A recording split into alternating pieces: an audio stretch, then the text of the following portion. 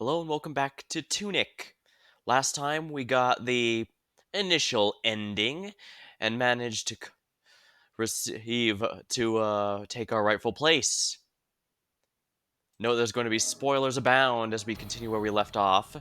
I chose to just continue where I left off rather than the New Game Plus, so yeah. Mm, Likewise, I'm also probably going to use a translation or something to show off exactly what the manual, well, some parts of the manual. Mm. Like, I know what some of these say here. Yeah, Scavenger's Mask is absolutely essential. This is a hint at what I was doing earlier, but it's gonna be a while. Missing a page.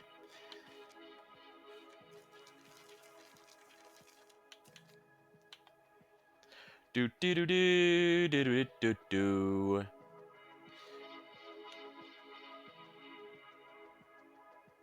Yeah, we're getting scenes from the cathedral and such now, aren't we? And that statue. Things are starting to. If you've been following the stream along so far, everything's beginning to fall into place.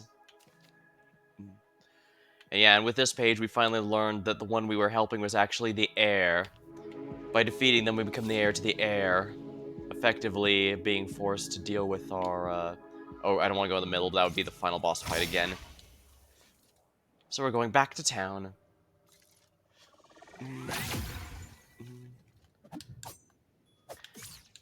Now, the good news is if you're not really big on the Soulsy combat the game has, then rest assured the majority of the rest of the game is actually fairly light on combat. There's still some, warn you, just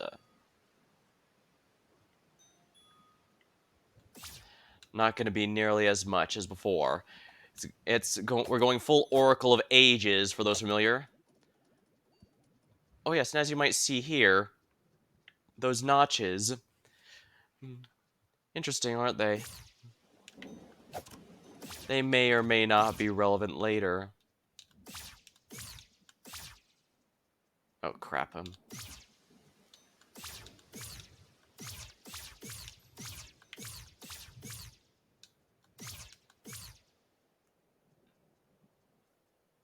Bridges are gone, but now that we have our short-range teleport, this is all that matters.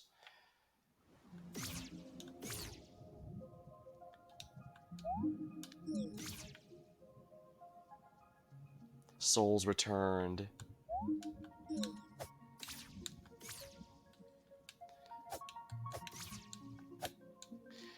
As you can see, this was a mysterious area. It gives you a clue at night, but you're going to have to start doing a lot of stuff here, but don't worry, there's a clue even here in the back. Now the dot's the starting point, and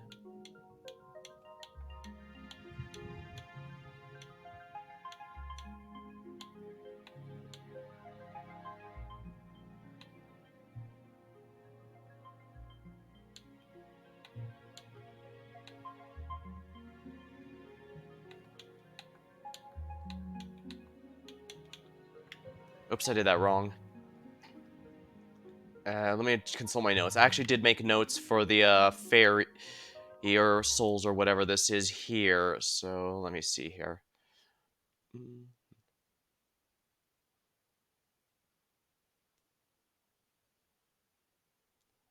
Yeah. Alright, let's see if I do this command again here.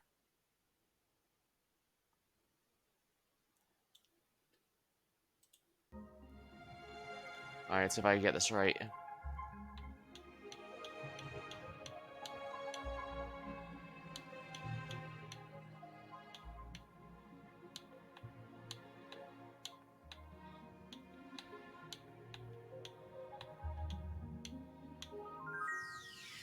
There we go. I knew I was.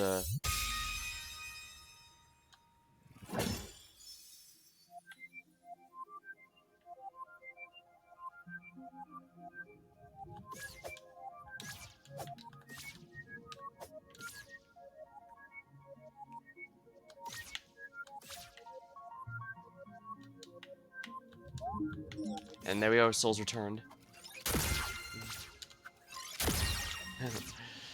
The reason I was willing to do a few of those early is because, first of all, this is a bit of going to take up a very large portion of the rest of the game, so probably good to have things a little further up here.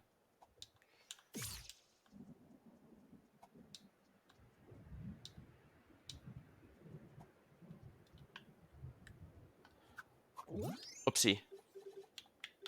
Right, I changed it for the final boss fight.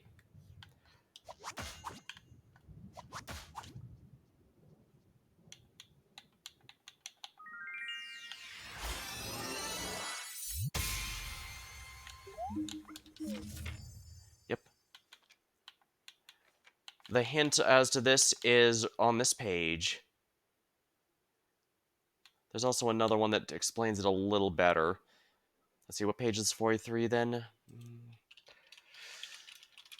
Let me see if I can double check here.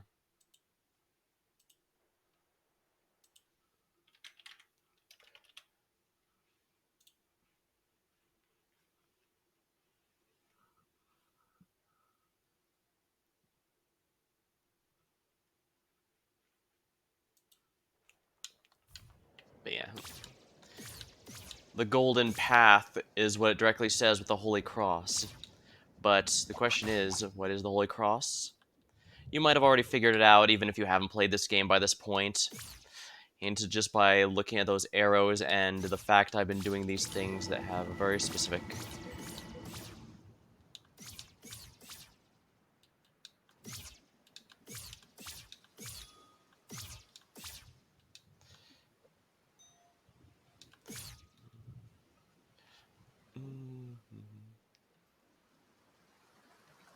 Let's see here.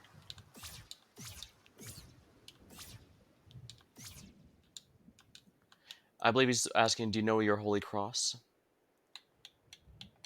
I think this has it, yeah. Yeah, here it is. Yeah, as you can see, this does tell you what the Holy Cross is, but you're probably going to try this a few places and see, it doesn't seem to be working. That's because if you look very carefully, you'll actually see arrows moving here. In other words, yeah, the Holy Cross is the D-pad, and you use the D-pad to follow the lines you see. Take your rightful place and share your knowledge. Now, if you're any familiar with these types of games, you could probably figure it out. But yeah, figure out what it means by share your wisdom. But yeah, use the power of the Holy Cross to traverse the golden path. And that big golden door is supposed to be a path. And now, as we see here, this place marks where each fairy is located. And it actually does update with ones you do have, so you don't have to worry about too many details.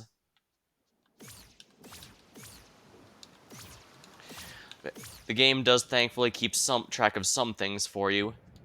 But of course, you'll notice that most of these are not in the corresponding language. I think, keyword think, the ones that are in the unknown language are in the main overworld here. So yeah, we now know the secret of the Holy Cross.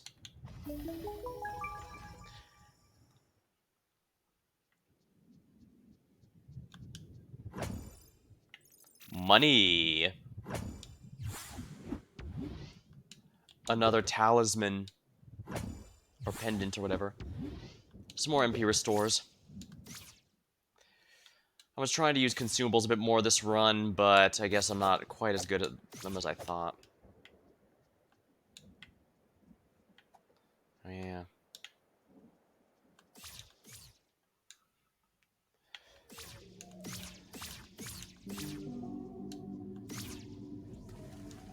The old burying ground.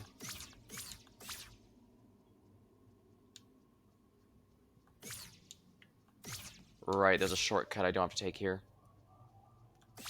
The gates are open, but only at night. Still open, but only at night. That's the shop. I don't need to go there at the moment. I do need to find the shortcut over here, though, because I know I opened it. Yeah, here it is. Isn't it? Oh, no, it's next to the shop.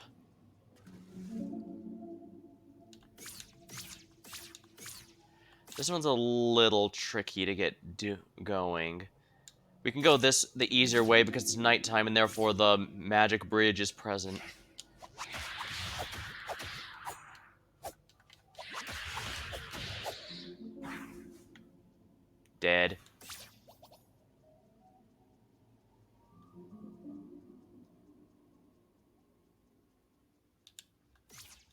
Now this requires going to that mysterious room. 2 secret doors in a row is kind of funny, but what's even more amusing is what's after, because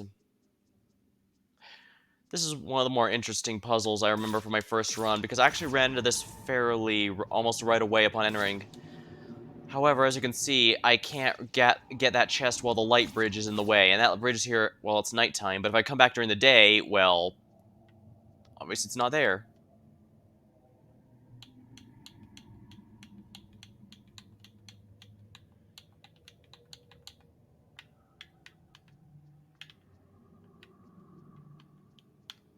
Alright, there's a little vertical line there. When it's a vertical line, that means you have to push that direction twice.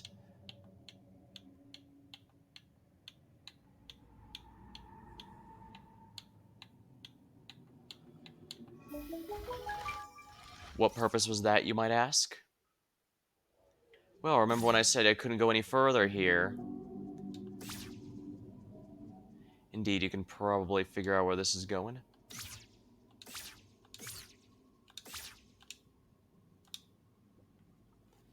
Indeed.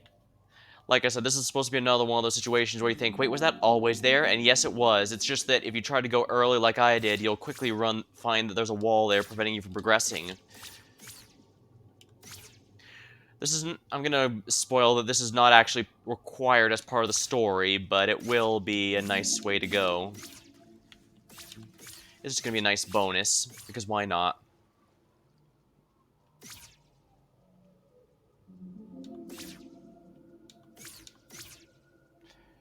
Now, you see that stone, that block there?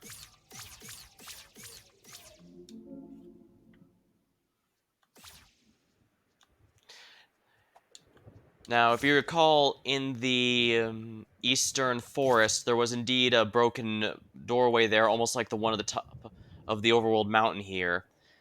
As you could guess, that is indeed part of a puzzle, but as it's been destroyed, we cannot put it together yet. Keyword, yet. Hmm.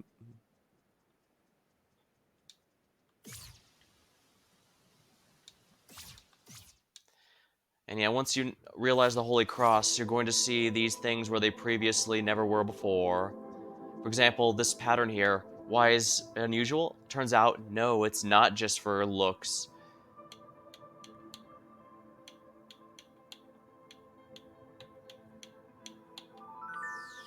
Yep, it's another path.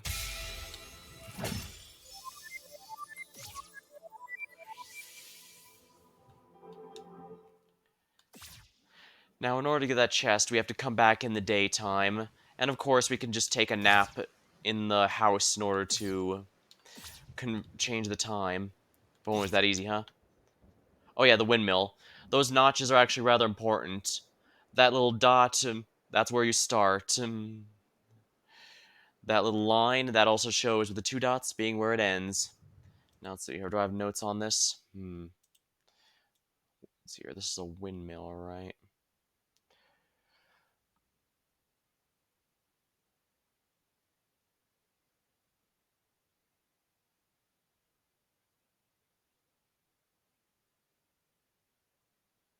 Let's see here. Let's see here. Okay, here we are.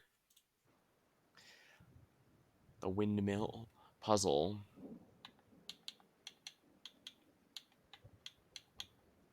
Oopsie. Um,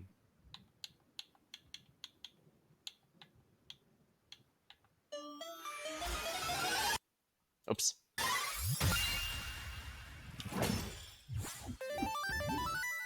Now that's a secret treasure. That's not one of the fairies, but you're on the right track. Oh yes, and like I said, you see these where you previously... What's this? There's another one here, isn't there?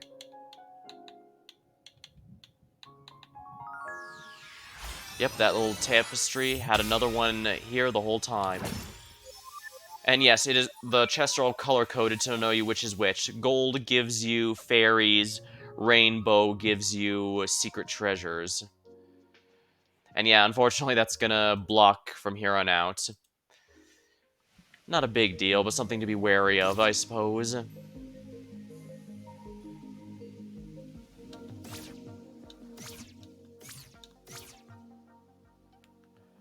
Mm. Oh yeah, there's one here, isn't there? Let's see here.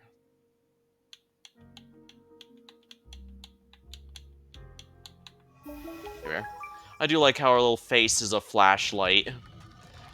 Oh no, it's the... Oh no, it's the, lantern. Although, straight for a lantern, it's only firing forward instead of all around. So it looks like we have a face there. Flashlight. And, of course, another secret treasure. Again, I don't think I actually have all of them unlocked, so that doesn't mean I can't show the ones that I am aware of the existence of. But of course, we need to painstakingly go back to the cathedral. Oh, but I'm sure it'll be worth it. I'm pretty sure this is a completely optional one, because as you saw, it's color-coded. And that was most definitely the color coding of a, what's it called? Yeah, now that we're here in the day, it's a lot less open to us. Very unfortunate, but it's fine.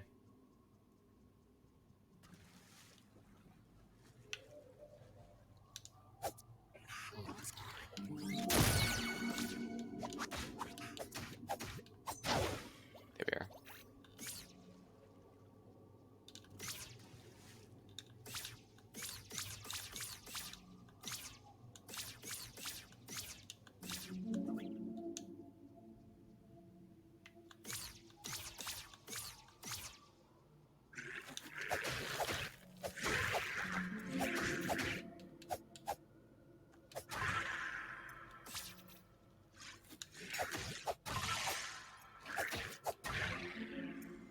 Having enough attack to knock those guys down really, really helps.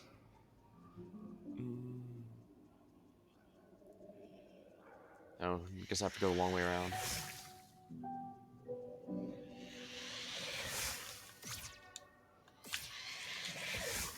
Phew, that was close.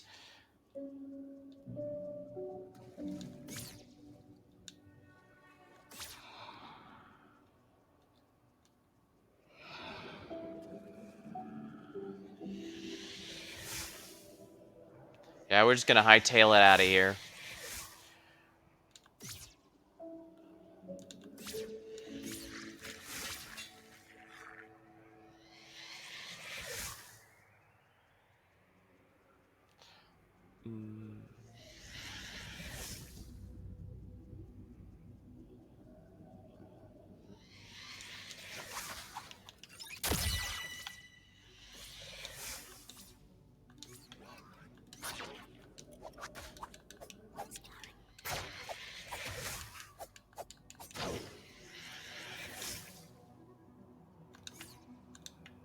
And there we go. Now with that doorway open, we have a safe entryway here.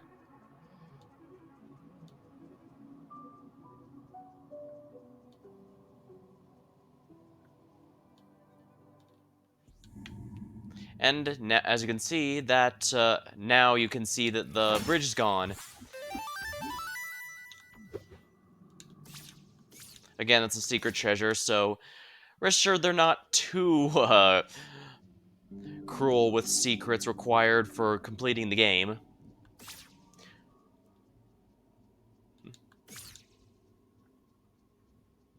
But they definitely have some interesting problem solving you'll need to do.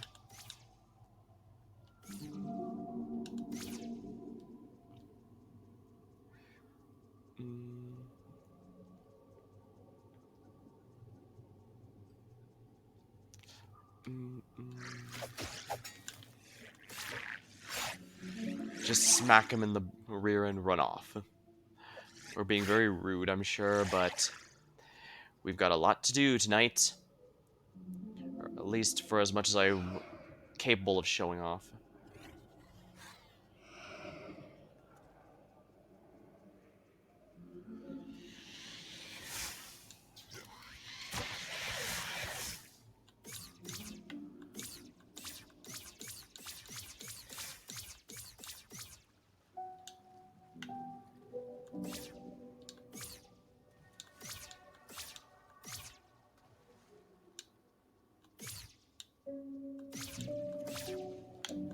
Whoopsie. Yeah, it's easy to get down with the teleport, but not as easy to get up with the teleport. And again, you have to solve that puzzle, you have to gather all these together. I wrote it down because it was very annoying, because not only do you have to get all the pieces and put them together, but it's also not exactly a, Oh yeah, here's another one. Alright. Let's see here. Let's see here. Alright, let's see here.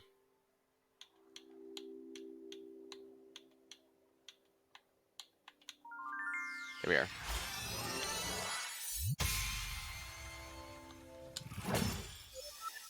Kind of funny just how many of these are available since the start of the game, but since you won't get the pages to unlock the Holy Cross until the end of the game, you are going to go through all these again, but it doesn't feel like busy work, it just feels more like going through it with a fresh new perspective. As I said, once you realize what you're looking for, you're going to start seeing these things everywhere. And it might be good to switch this to nighttime, just because, in the general sense, that's just going to be easier to work with.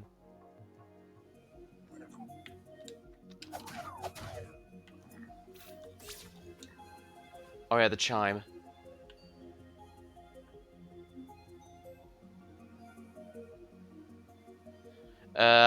This one I believe... This one I was actually told about, because I never would have... And I never... because it's something you'd never figure out normally.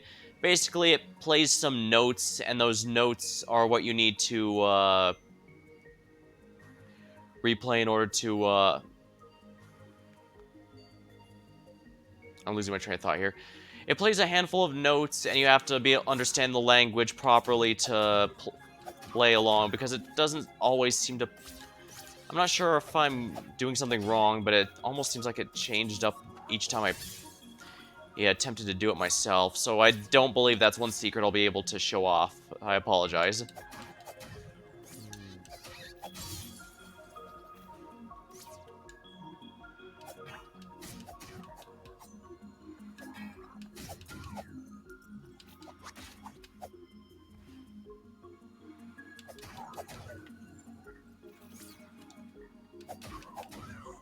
Hmm.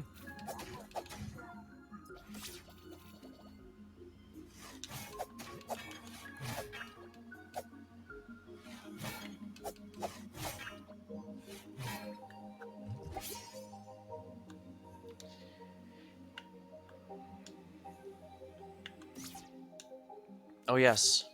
Remember how you said you'll see these everywhere? That includes... Oh wait, this looks like a clear starting point, and look, if you follow these...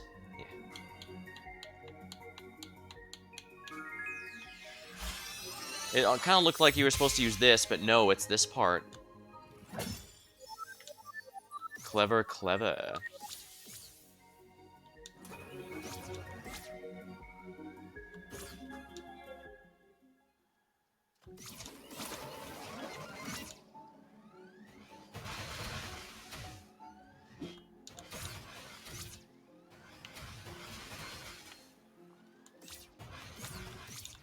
Oh, that's right.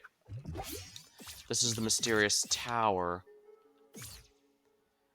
As you can expect, the direction you go here determines where you're supposed to go here.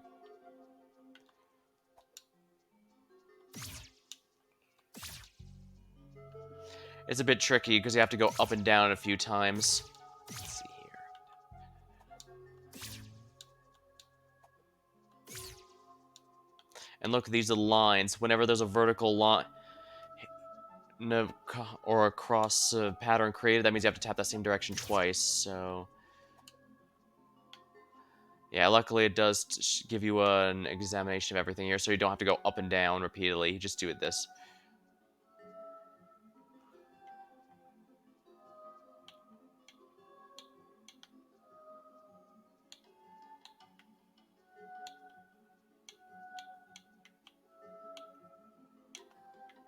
Whoopsie. I completely messed that up.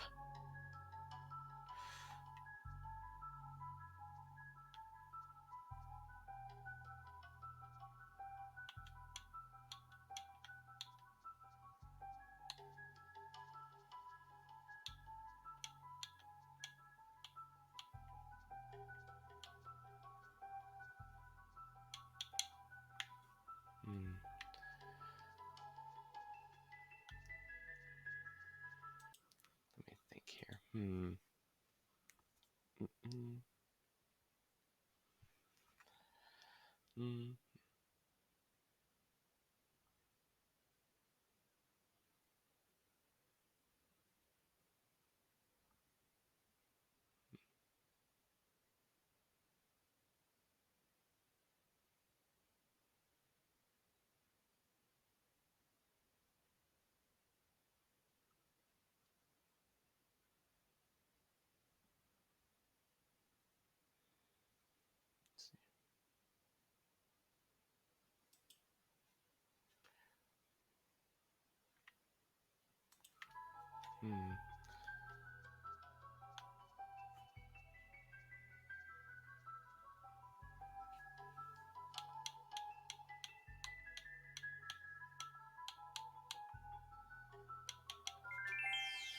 Okay, got it that time.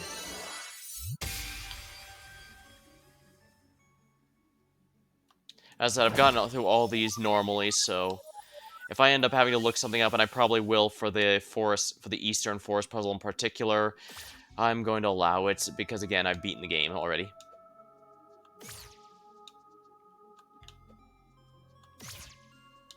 Yeah, basically this one just has you retrace the exact steps you took to get there, not necessarily the exact line.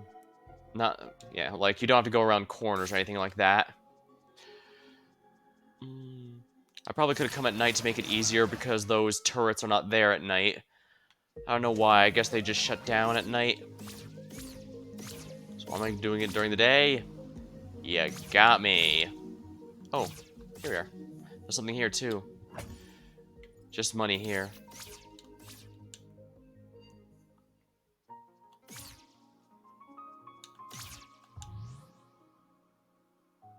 And there's another piece.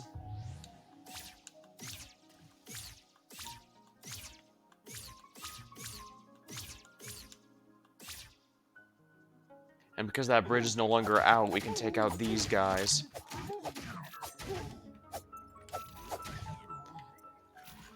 Man, these guys used to be such a huge threat.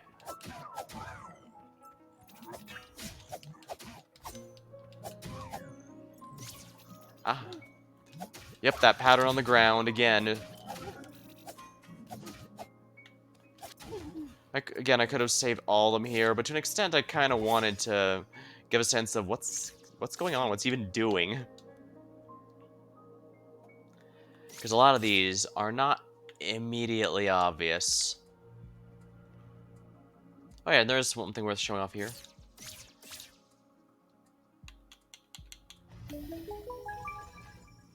Another chest.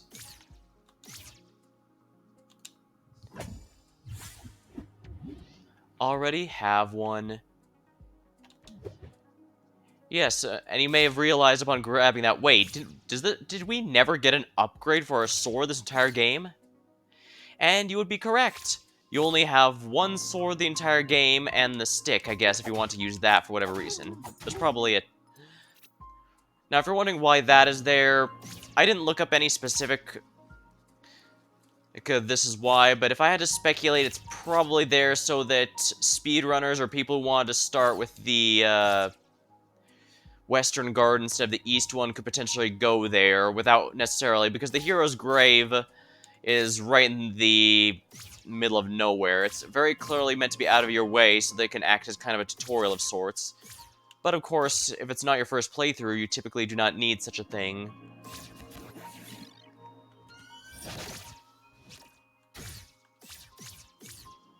Yep, this was off in the middle of nowhere.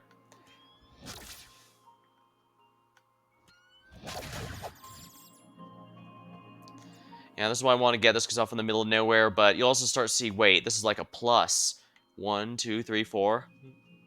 So there's definitely some clever puzzles here. Again, I probably, in retrospect, probably should have saved them all, but I was kind of banking on the idea of what's he doing, what did he do, would carry some sort kind of interest. Add to them intrigue. Right, I forgot about this.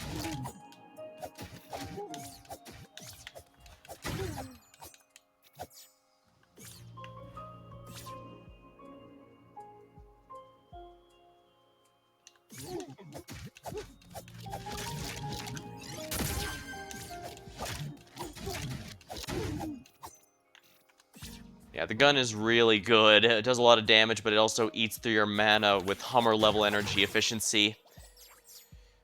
So yeah, you can't really abuse it too much, unfortunately.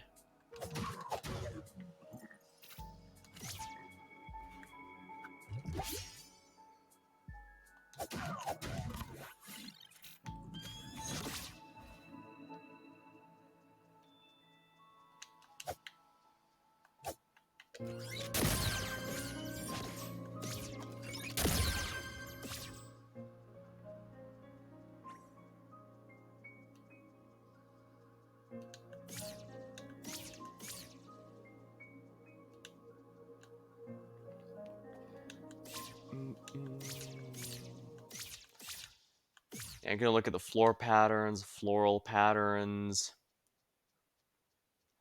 You just are gonna be looking at the world in an entirely new way from before.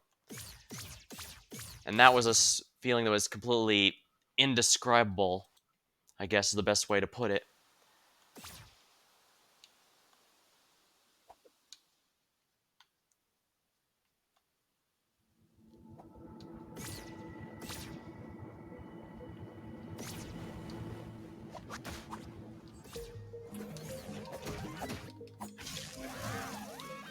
Now, again, you're gonna look at the world thinking, wait, there's, the moss here is forming something, but if you input it, nothing will happen. There's a reason for that. It continues here.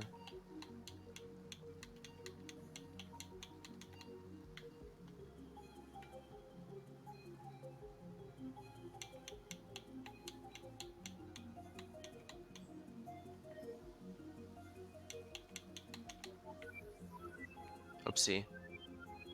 Oh yeah, that's also something I should show. You see this little spell, it's the seeking spell. By using this command, you can it'll show you you just follow it and it'll tell you where to look for a new fairy. And if it circles around like that, that means it's right here somewhere. However, if they just go off in all three different directions, that means there's no more fairies hidden in this particular area. So, Mm.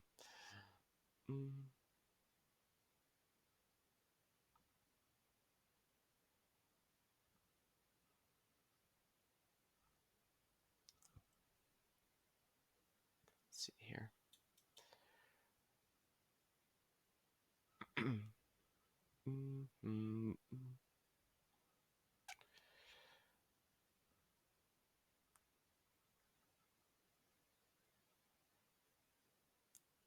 Let's see here. There should be something here. Just grab this here.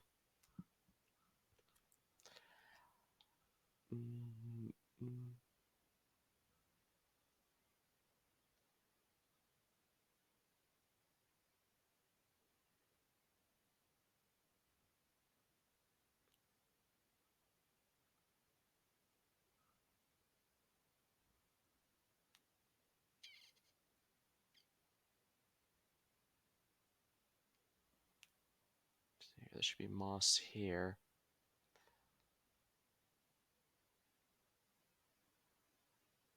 Should be a thing for the moss here. Let me think. I guess it's a bit tricky here. Actually, I do see it right. Well, if I can't find it, I'll just go off the thing.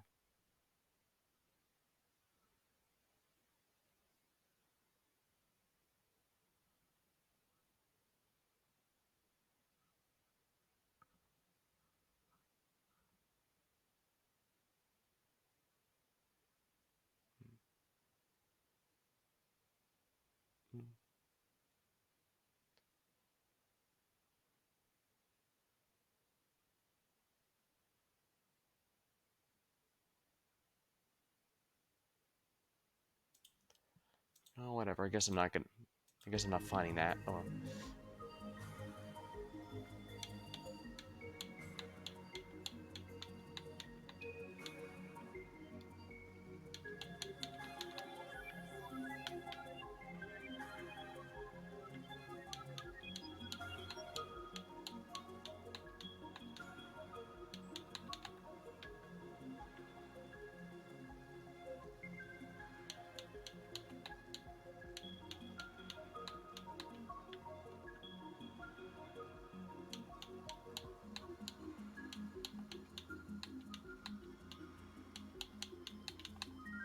There we are.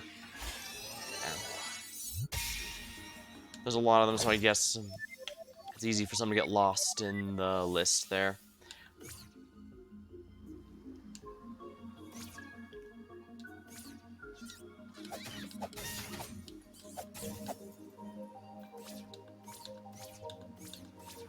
There's a few that can only be accessed during the day and some that can only be accessed during the night, and that's why you need to go through here, which honestly feels very Zelda-like. It's very common for Zeldas to have you switch between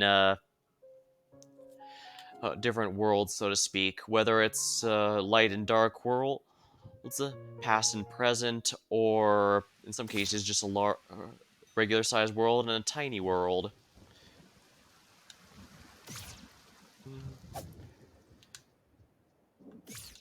Mm.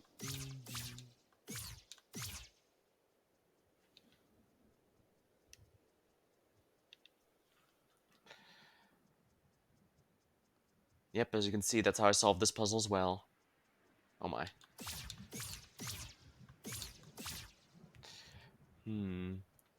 Guess I have to go the long way around.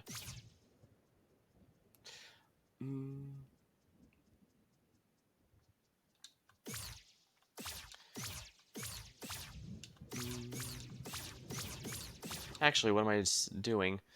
I may not be able to enter the Eastern Forest at night normally, but there's a place I can.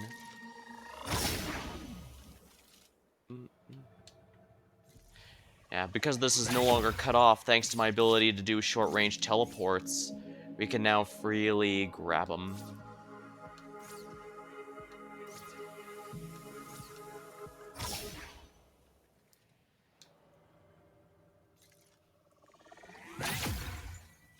Oh yes, and the story here is pretty straightforward. It was a civilization that discovered the power of the Holy Cross. They gained the power to defy death. A terrible power is the hero. The world's thrown into ruin. A prison and a beacon. Awaiting a worthy successor. Honestly, you could probably figure out what it says now based on everything we've learned so far. Huh? Whatever the goal is, it's been to be perpetuated with an heir to the heir. And indeed, the previous... A lot of people refer to the character as the Tunic Fox to avoid spoilers, but I guess now that we're in full spoiler mode territory, I can reveal it. Their true name is the Ruin Seeker. Both of them, they seek ruins for rewards, and also that they unknowingly head to ruin. It's a very meaningful name, but even the site refers to it as the Ruin Seeker plush, so I guess not much can be done there. Alright, now the secret, I'm gonna have to use the guide here, because again, the pieces here are not only separated in several different places, there's 3 in the overworld, 1 in the eastern, in the west, no, 1 in the western forest, and 1 in the graveyard area, so there's a lot to put together, and then not only that, you have to put them together like a puzzle, because they're not in the same spot, so you have to...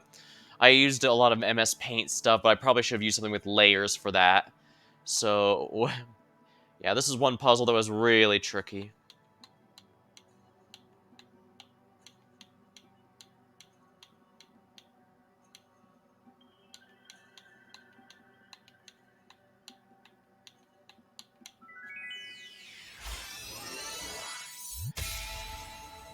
Here we are.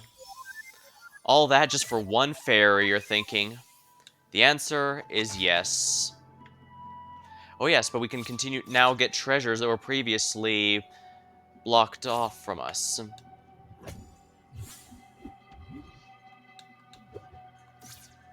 And yes, some of these you absolutely have to get afterward.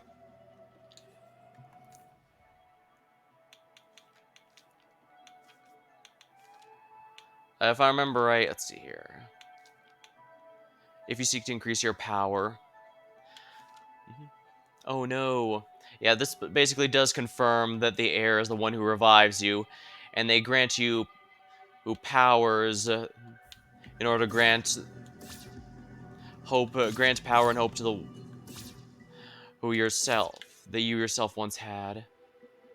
Oh, I have no MP, so I can't do this one.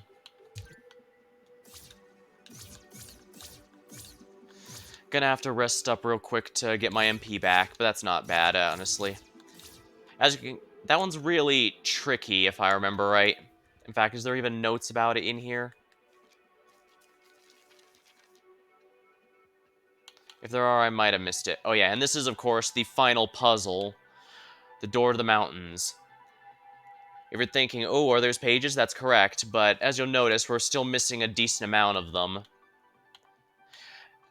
Oh yeah, fun fact, I did look, when looking up, it turns out the game did actually have an update, and as you can see, the quote-unquote final treasure there, that's actually had an extra line going to the right to establish that, yeah, this is part of the final puzzle, but apparently it caused a lot of confusion. People thought that pushing to the right twice was part of the seeking spell in order to find the fairies, and so a lot of people messed up the spell by accident, so they edited it to be less confusing. As you can imagine, they don't change too much since, you know, they don't want to undermine the point of the secrets by just being too obvious, but at the same time, it can be kind of tricky. Ah, yes.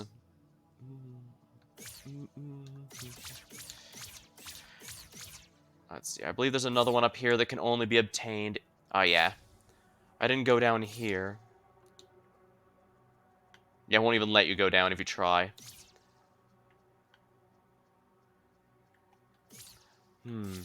There's got to be another way in there, isn't there? Yes, there is.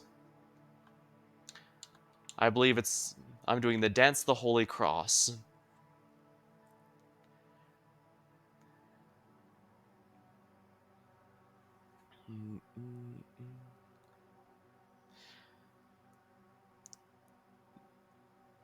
Now you're probably thinking, wait, is he? And the answer is yes.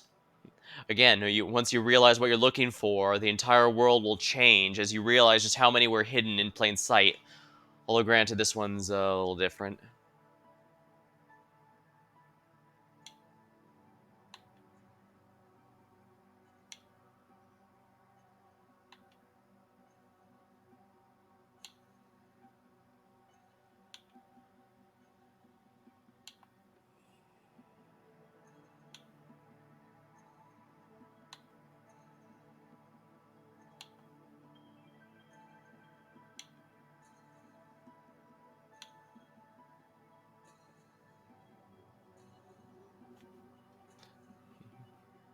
Alright, you can't do it as he's dancing. The gap between each press is just too long. So if you're going to do this, you have to go through all of it. Let's see here. Mm,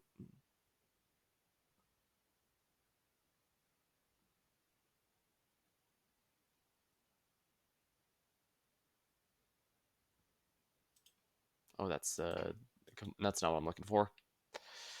Mm, mm, mm, mm.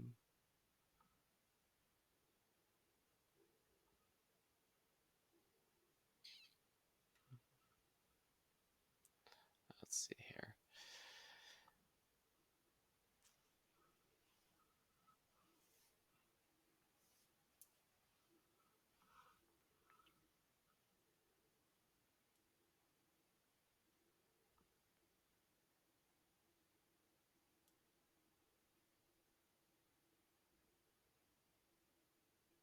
Let's see, where is it?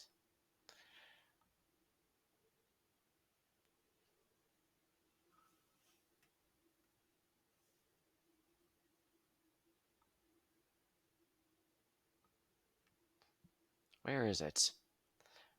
I know the Dance of the Holy Cross is here.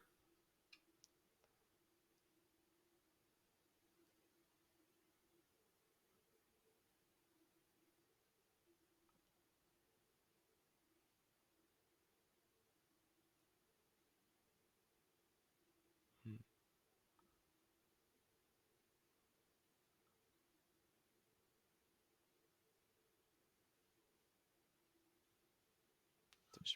Well, it's the Eastern Garden. Let's see here.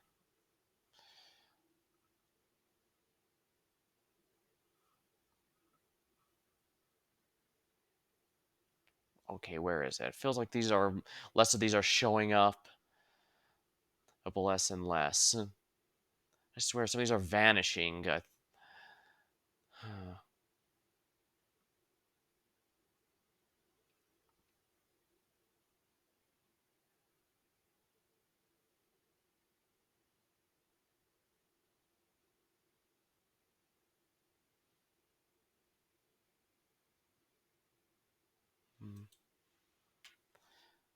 Let's see. Let's see. Make the pattern here. Is there up, down, up, down?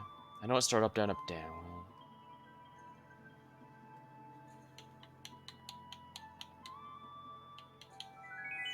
Oh yeah, this one's basically the Konami code plus a bit of an extra circle.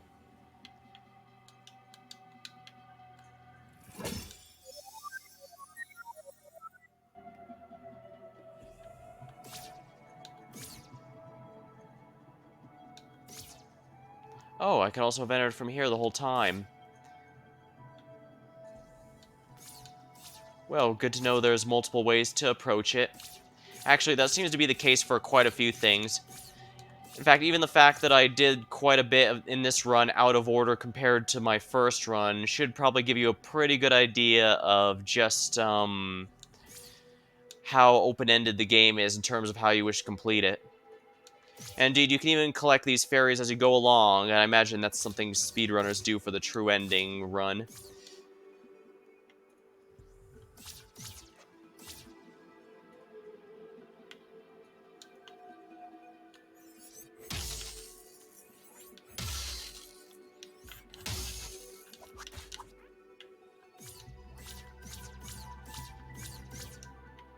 Don't let it die, don't let it die.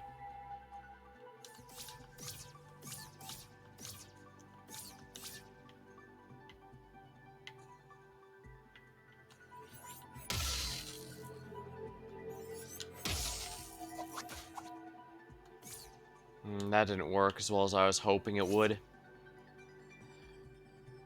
Yeah, you're supposed to freeze that enemy and then use it as a hookshot point. That's a very niche thing you can actually do with any enemy, pretty much, because you can freeze them all, and then they become a hookshot location with the magic orb. But I keep screwing it up, so I can't do that. I've done it once before, I just, well, there's a page that can also give you a bit of an extra secret. Well, let's do this, yeah.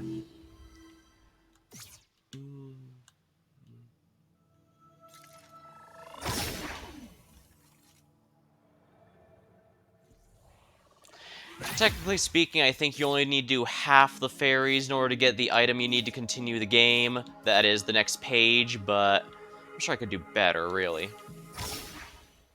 Wasn't there one in the library I forgot about? Let's find out.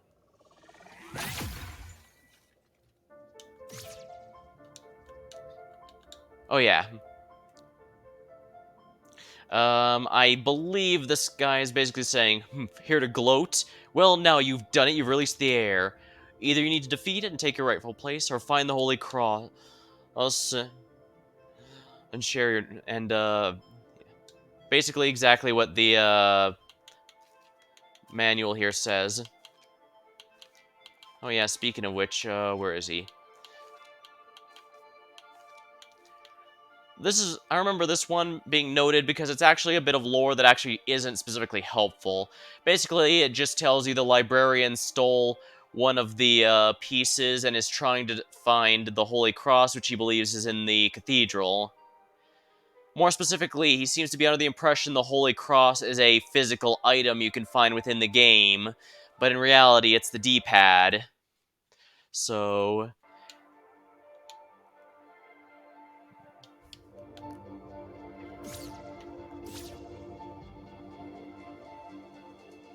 yeah, you can't take the ladder up there anymore.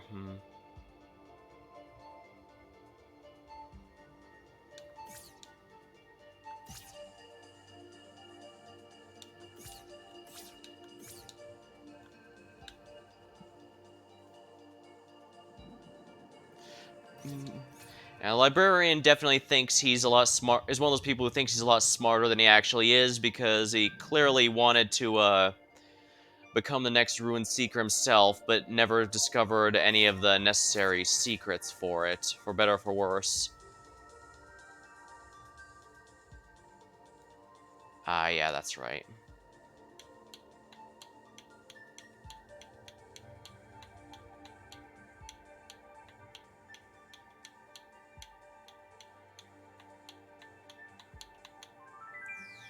Yep, once again, once you know what you're looking for, it becomes so incredibly obvious.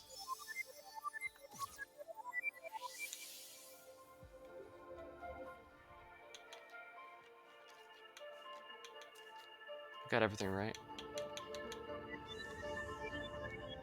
Yeah, if they're all going off in different directions. So we officially have everything the library can offer us. And yeah, librarian's kind of pissed off that you killed him. So, yeah.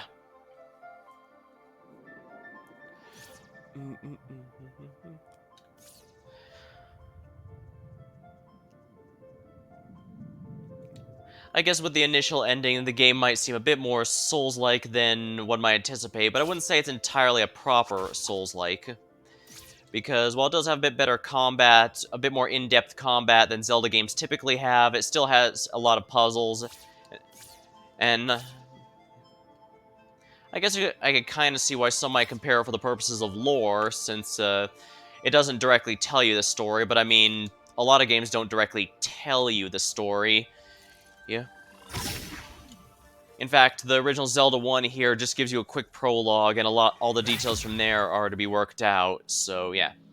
Oh, and the Ziggurat has absolutely none. I'm gonna reveal the curtain and say that right now, because I went through there like 3 times looking for it, including teleporting across the gaps to try and find a new spot, but no, it's not there, I'm afraid.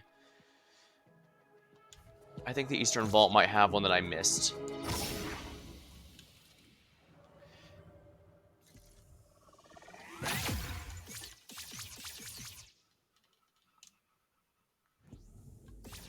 Mm, mm, mm.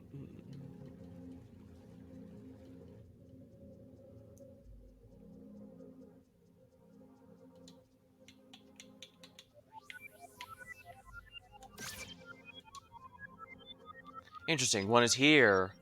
What is it telling you?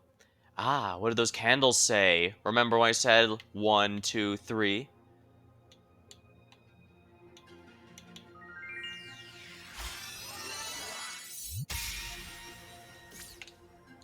I don't have to look up all these. Mostly I'm just keeping a guide on hand to expedite the process if it becomes necessary.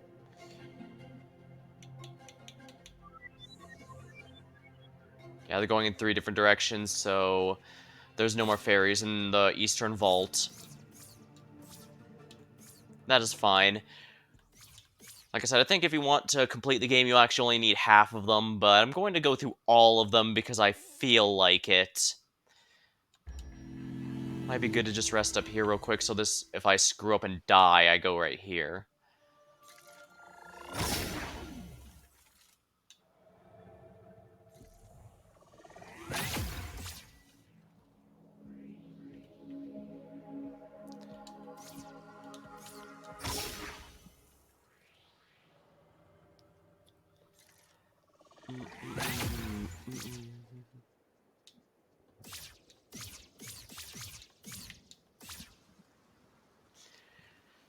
Naturally, this game while it does reveal a lot if you understand the language, not all of it is fully understand.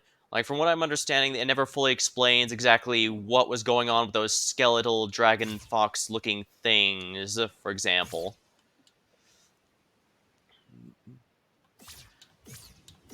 The cathedral seems to have other Ruin Seeker foxes.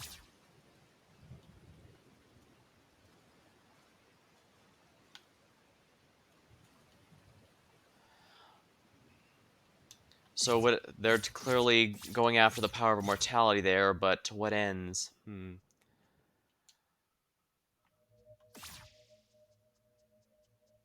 did I already do this puzzle? No, I did not.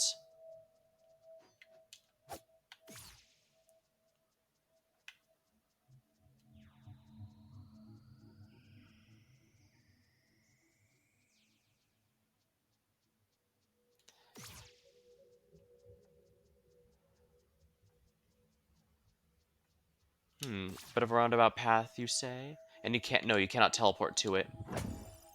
Just money for all that. Quite a bit, actually. Oopsie.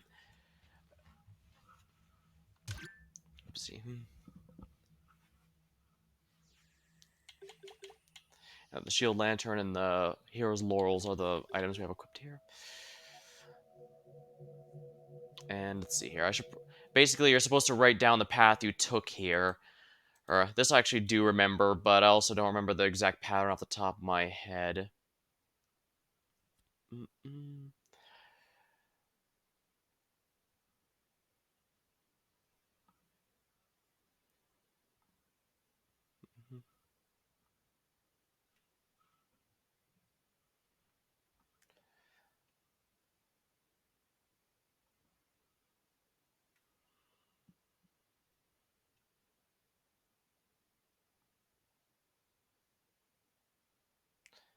For the record, I don't think there are any in the ruin at all whatsoever. So while that place is completely cut off, I'm pretty sure there's no need to go back there. That and the ziggurat, I don't believe there are any reason to return to once completed, for better or for worse. Although I suppose the library there is is the whole thing you go through the ruin atoll to unlock in the first place. Mm, mm, mm, mm, mm, mm.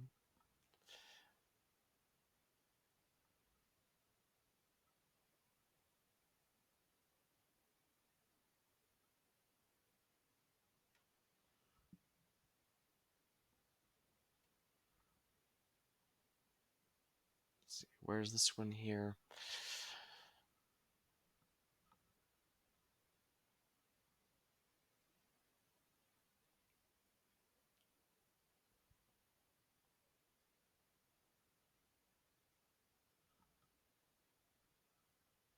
Hmm.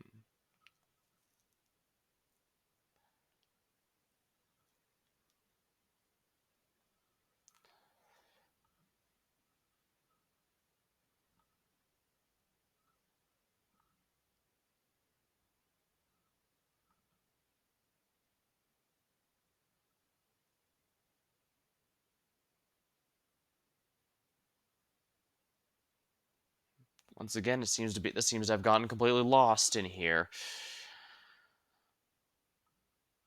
Mm,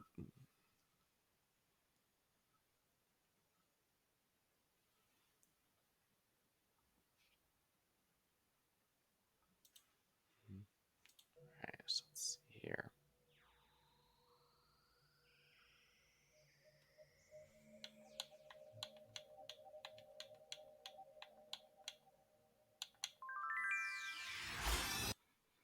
Ah, there.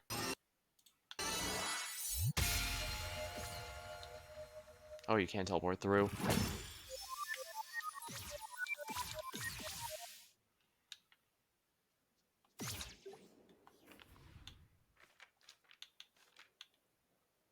We got most of them.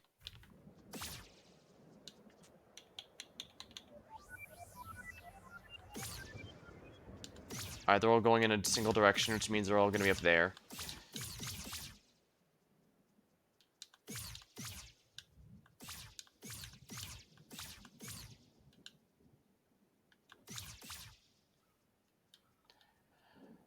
Mm, what was it pointing at? Oh, you know what? I bet I know. Yeah. Pretty confident I know what it's pointing at.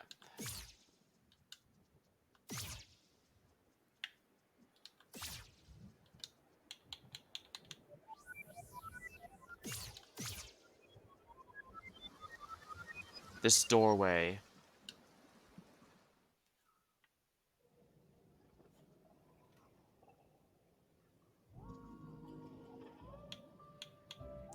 Oh yeah, I remember this one because it was a bit of a silly one.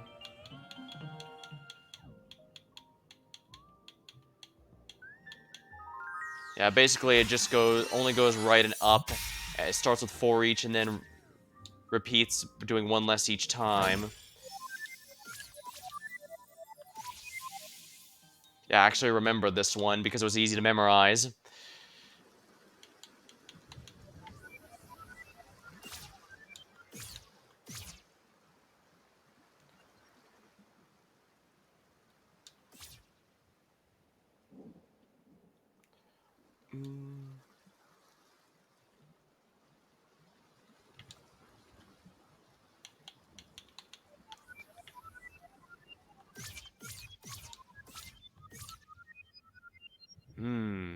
Ah, that's right. Which ones are more...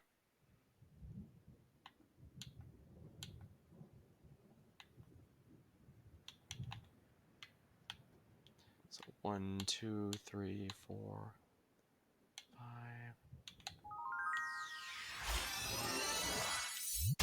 The fountain had even more secrets than expected, or at least I think that's a fountain.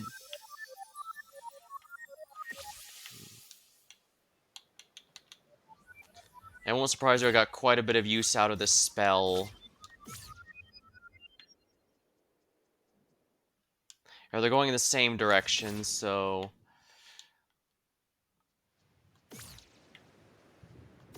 Oh, I think I know what it's pointing to. It's just how do I get there again? It's been a bit. Let me think. Mm, mm.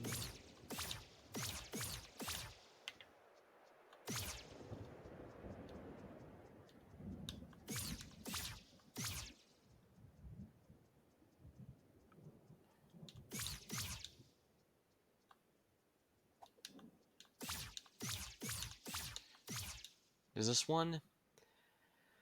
I don't see anything that immediately looks like it, but I guess I can keep that in mind if I don't see it. Or I can just, use the spell again. No, it's not. Ah, it's this thing. This one's a little tricky. How do we decipher that? Believe it or not, we already have the key for this one. This does not, unlike the wind chime puzzle, this does not require knowledge of the language.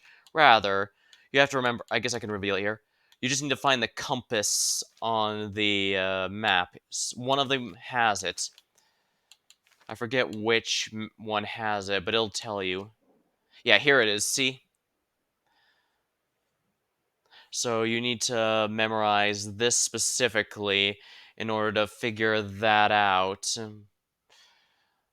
Mm.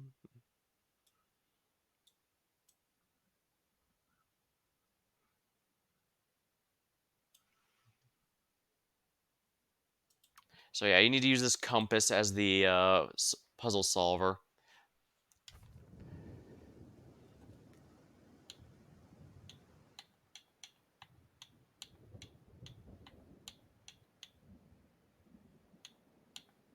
Oops, I messed that up.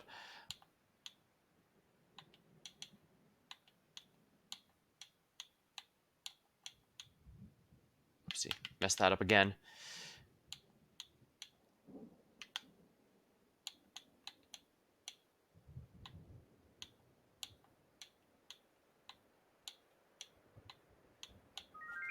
Here we are.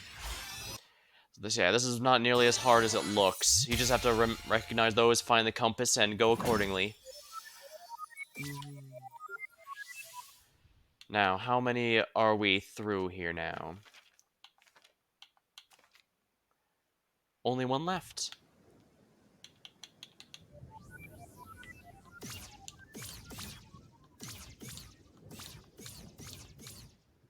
Is it one of these?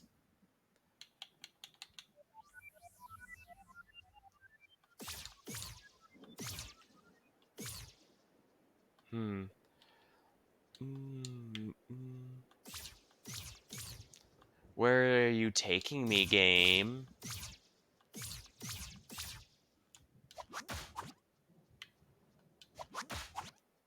I see. It probably doesn't want me to go there, so...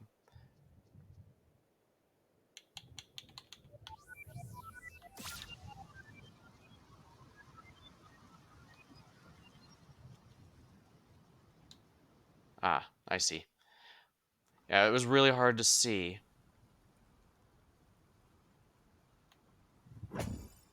Money! But what use is money right now?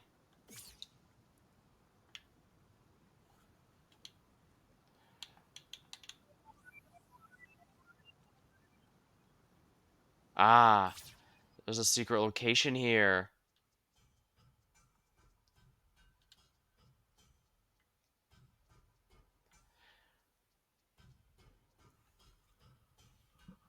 Now, I think it's technically possible to reach him. No, it's not. I don't think it's I'm not sure it's possible to reach him.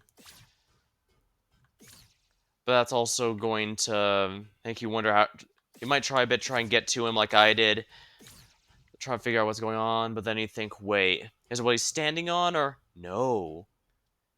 No, it's his movement. Very movements you're supposed to be paying attention to, isn't it?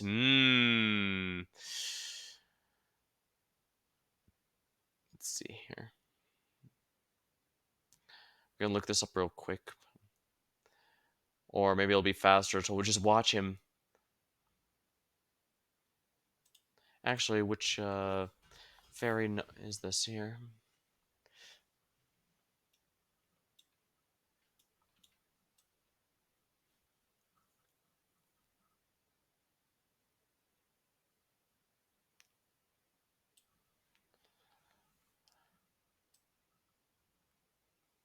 Okay, the numbers here don't correspond with the guided whatsoever. Mildly annoying. It's no wonder I keep getting lost. They don't follow any pattern they wish. Well, whatever.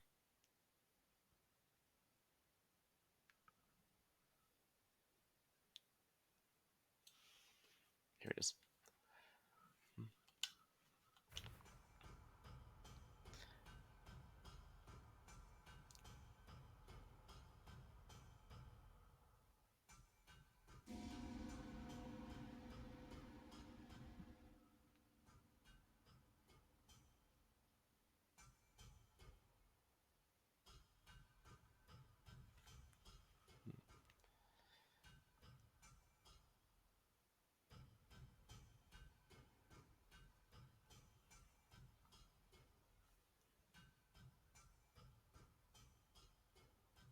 It can be a little hard to tell when the pattern starts or resets here, but you can... there's a bit of a tell.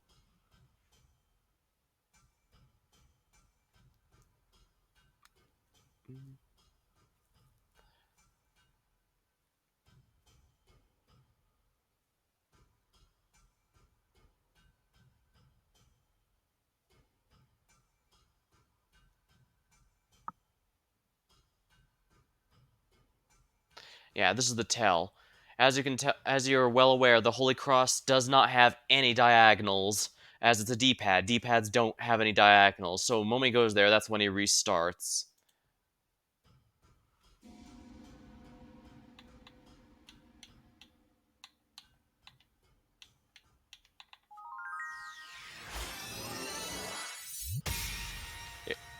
And for the record, if you're wondering what happens if you're standing on the ferry when it teleports, it just pushes you to the side. I have, in fact, tried to see if I'd get stuck or something, but no.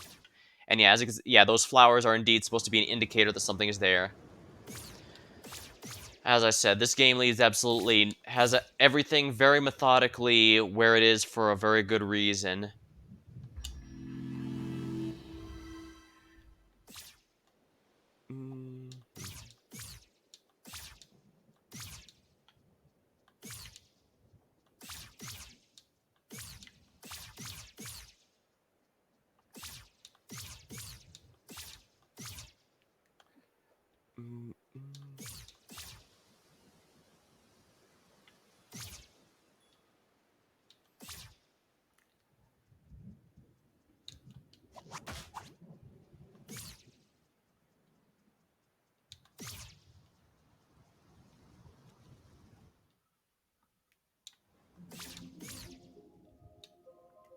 There we are, that's all of them.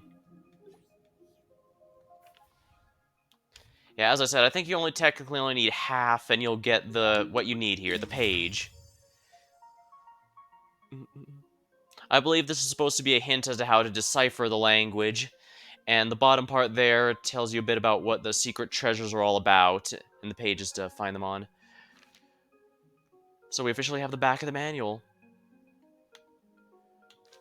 Memos. Ah, but 51 and 54, we're missing something.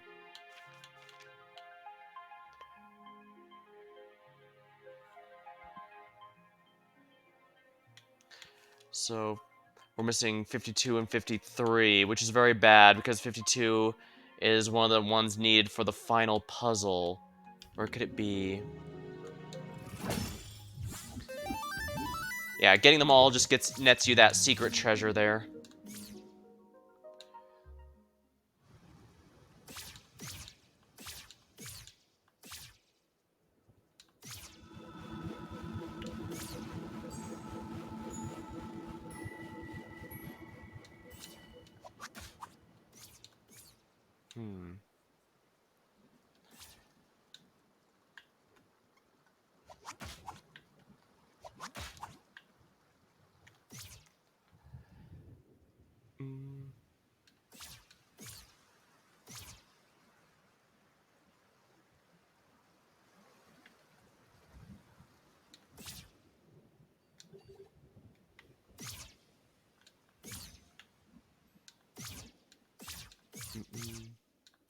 I guess while I'm here, I can go ahead and upgrade my HP for no good reason.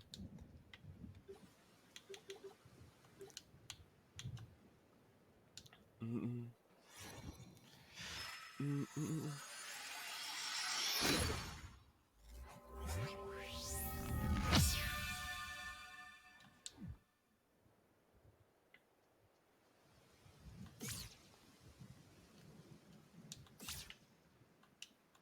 Something bad. Yeah. I have looked up some of the most of the translated dialogue for the random foxes around here, and that's mostly what you expect, for honest.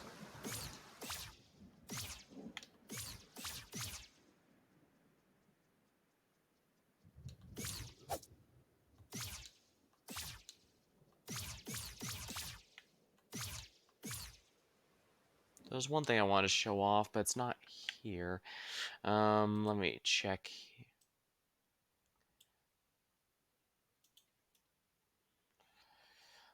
Mm, mm, mm. All right, let me just go to the. Let's see here.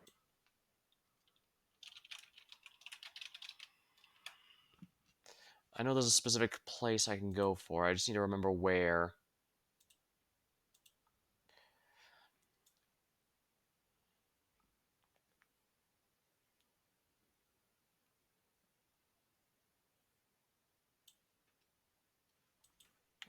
All right, it's by the fountain.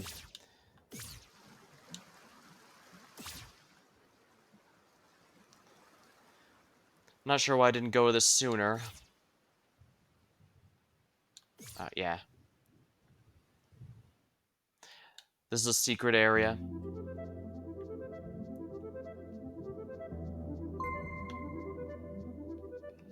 We are now a blue fox, a teal.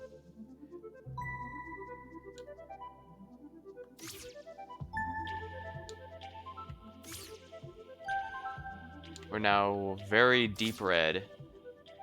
Actually, it might be better to do this during the day. Coin. Let's just do this during the day, where it's gonna be a little easier to see stuff.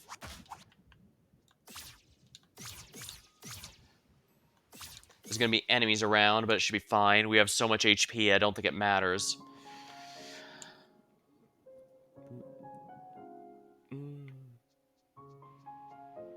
Yeah, now we can actually see things.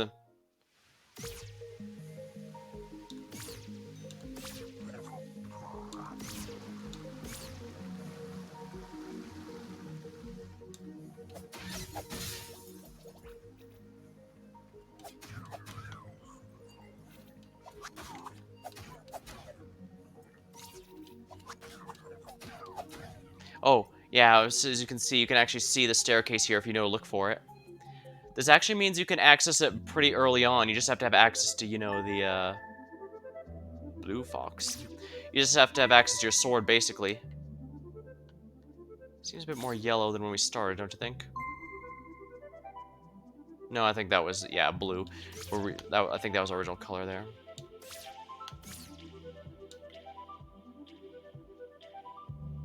Yeah, to check your character.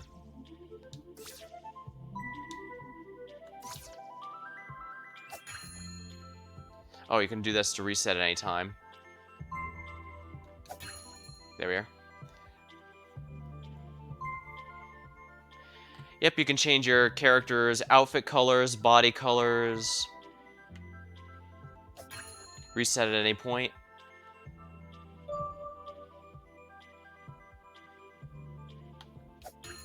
Oh, this is the scarf color.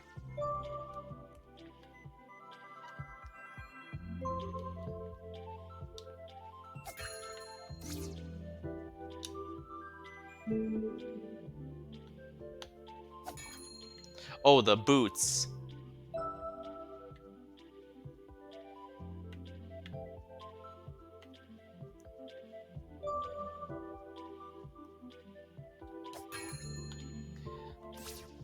So yeah, if you're a fan of Animal People, want to reference one in particular, or want to match your Sona or whatever, you can do that. Kind of wanted to show that off, even if it doesn't really affect anything. And for the record, it does remain for the entirety of the game, so you can turn it on and off entirely at your leisure.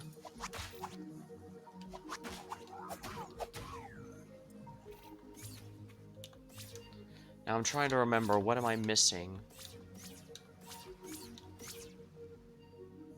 Oh yeah, that's right. There is an area I haven't gone back to in a while. Back here. I forgot. There was one thing. Well, first of all, you can go back here and see all of your trophies here. You can take a close look at them all. Once you have enough, you unlock here, which seems to be a part of an ARG or something. Eventually, there'll be symbols on those little lights alongside the side there. But like I said, I'm not following the ARG. Like with Inscription, I'm going with the... Yeah, here we are. I'm just going with the main story and enjoying that, so... Here we are. The clues, including, of course, the way to get to that chest if you are having trouble. Of course, the hint of the windmill puzzle, and, so that's how it's supposed to work. You know what, since I was mad I couldn't get that one working, let's go and fix that, shall we? Now we know exactly what to do.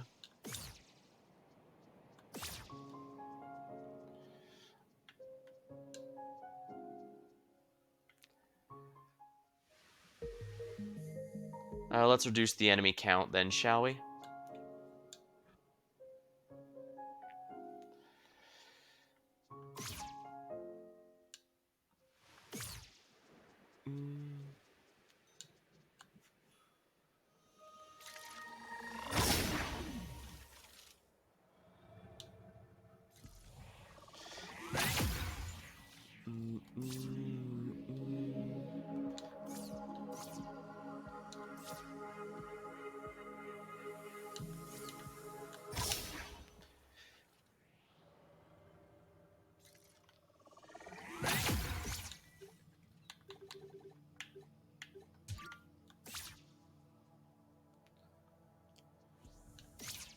Alright, so we need to use both the fire rod and the ice dagger together in order to freeze that enemy, and then we use the hook shot, the magic orb, to get over to it.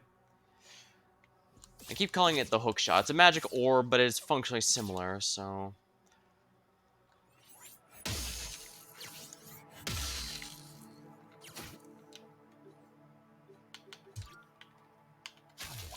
Damn it! Too late. I need to get my MP back. It's probably worth removing my sword entirely for that, since I don't really need...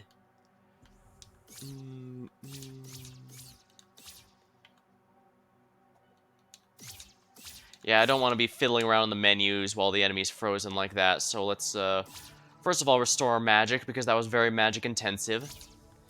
Yeah, like I said, I got it once thanks to that very clue, but... Yeah, not often you want to take off the sword, but then again, I guess it depends on your fighting style. And I imagine the stick is there for challenge runs and stuff. You can tell this game had a lot built into it to try and be special run friendly, hence why I pointed out that they strangely added an additional sword in the Western Garden that most won't use. Granted, it's probably not, like I said, it's not just for speedrunning. I imagine it's also for the purposes of,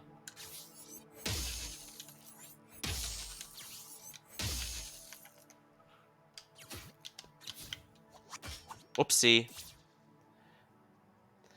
I'm pretty sure it's also so that you can start with the Western Tower if you want.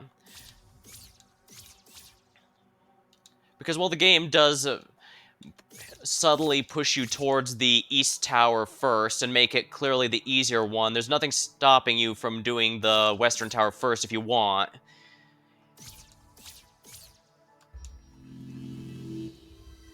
Like with Hollow Knight, this is one of those games where it looks like there's a clear intended path, but the more you start straying from it, the more you realize they made sure to accommodate quite a few. Like, I was genuinely surprised when I found out that the Mantis Trio were an optional fight.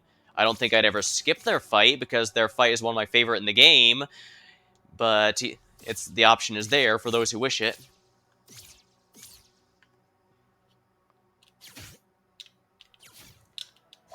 Oopsie. Accidentally killed it.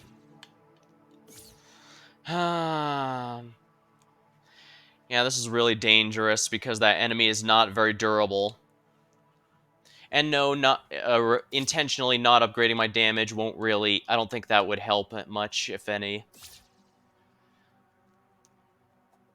It's just genuinely intended to be a weaker enemy so that you have to get it right.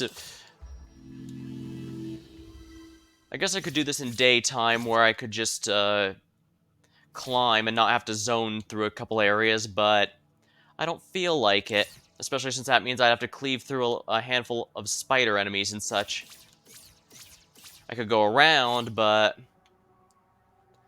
I don't think it matters too much, honestly.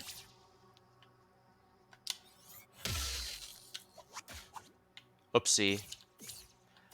Well, the good news, if you accidentally pull it down, you can just zone here and leave and not have to sleep at all.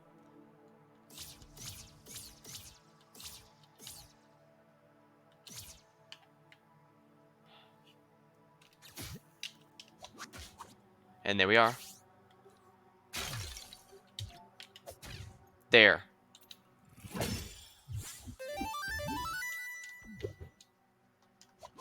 And that's there so you can get down again afterward, since, you know, you're not allowed to jump down. Like with the proper Zelda games, Link is only where Link is only allowed to jump when it's contextually valid. Ruin Seeker only jumps when it's necessary. And there's no Rock's Feather or Rock's Cape. But yeah, this game definitely does lure you in with being and seem like a Souls-like or a Zelda-like, but it really is its own thing, I'd argue. Sure, it has its own unique take on familiar formulas, but, well, if we want to be blunt, the concept of even a lot of the Souls-like stuff, like the concept of corpse run, those have existed for quite a while before now, before Dark Souls and such invented it. So, yeah. Maybe I'm talking a bit too much about the influences, but then again, the game is by design clearly trying to invoke a feeling of nostalgia, even if you haven't necessarily gone through the nostalgic situation I have. Yep, there's all of our items.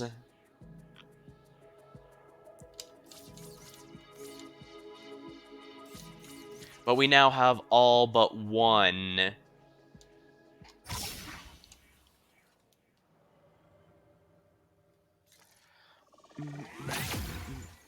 All but one page.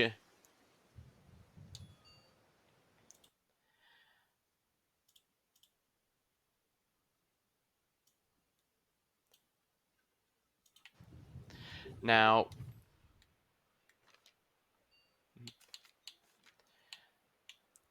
the door in the mountains. Now, as you can see, this is the final puzzle, and you pretty much have no choice but to complete the entire thing to solve it. Now, you do need all of it for the proper ending anyway, but this one has to be the final page, because unless you looked up the puzzle beforehand, it is impossible for it. But this one, I do not actually need to do any looking up, because once again, this is one of those that I actually had to write down with paint or whatever. Maybe I'll even post it on Twitter a bit afterwards, with spoilered out, of course. Just to show people how I personally solved it, because everyone seems to have their own method of doing so. Because, like, page 12.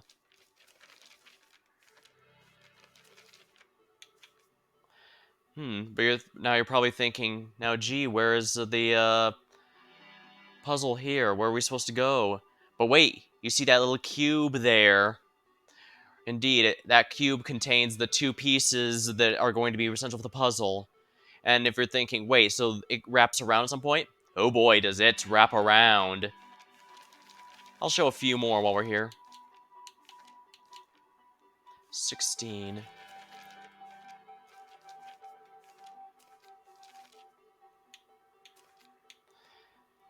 Now you're probably thinking, where is that?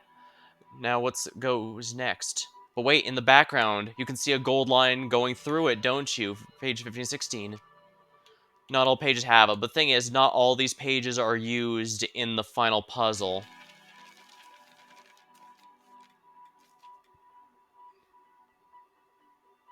Yeah, as you can see, yeah.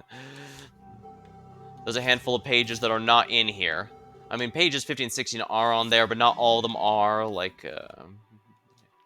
and, yeah, the Spell Seeker puzzle is indeed part of the final puzzle. This is the biggest and most complex of them all, so I'm gonna have to pull up MS Paint here to do it. But, yeah. And for the record, you could compare this to any clearly final area in other games as well. It's not uncommon for them to have you climb a mountain. Even the Mountain of Celeste from the game Celeste, could be considered a thing like this, and that's neat and all, but yeah. Let's see if I still have it. Yes, I do. Let's just crack this baby open. The final puzzle.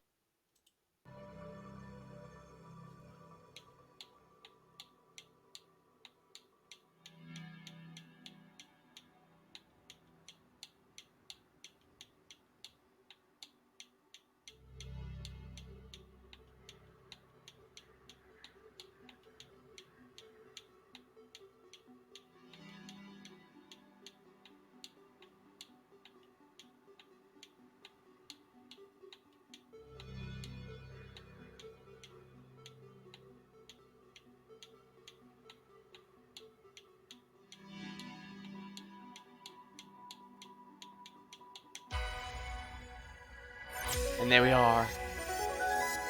Sorry I didn't say much. That puzzle requires a lot of focus because, like I said, it is extremely long, and if you mess it up, you have to do the whole thing over. So, here we are. To the summit. To Death Mountain, Tall Tall Heights, whatever you want, Celeste, whatever you want to call it. Here it is, the final page. Tunic instruction booklet. For a while, I actually wondered if the true name of the game would be Tunic or Secret Legend, because when you start up the game, the EXE is actually called Secret Legend. So it's actually a bit of a nice surprise of itself. Illustrations, production, and dear player, you've come a long way, haven't you? You probably found a lot of secrets. Maybe you stumbled across the hidden trophy room, perhaps freed every fairy. We hope you've had fun, but there's at least one thing left for you to do. If this is your final page, you should pay a visit to a certain someone to share your wisdom. Thank you for playing. Keep this letter. You never know when it'll be useful. Do not dispose of or eat this document. Nomph. So yeah, the final page, the title page.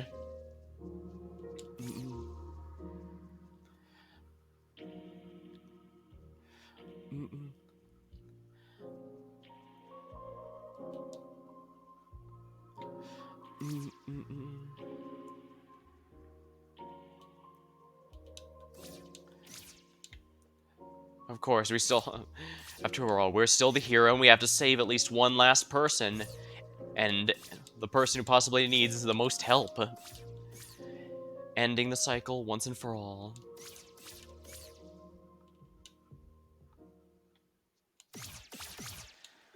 And like I said, it does keep things vague. Like, even when I looked at the proper translation here, yeah, the civilization discovered the power of the Holy Cross. They discovered a secret to defy death itself, but a terrible power rises, or discovered the secret under the temple. Exactly the places we've all gone so far.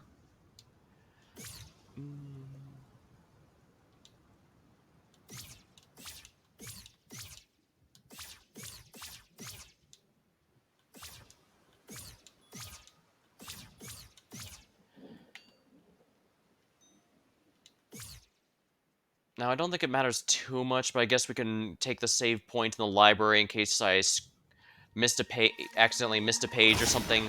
Because like I said, I'm using my notes from when I first played. It's entirely possible I missed a page and... Actually, you know what? Let's take the time to check. Cover page. 3, 4, 5, 6, 7, 8.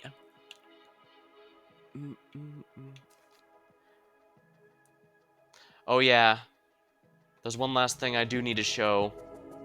And this is indeed part of the final puzzle, because it tells you here page 9 is 1. However, there's something unusual. So before I continue, I should show that off, absolutely.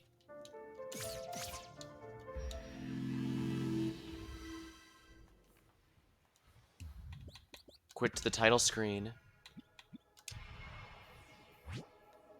Now, what's this, you might be asking? Oh, what was my game again?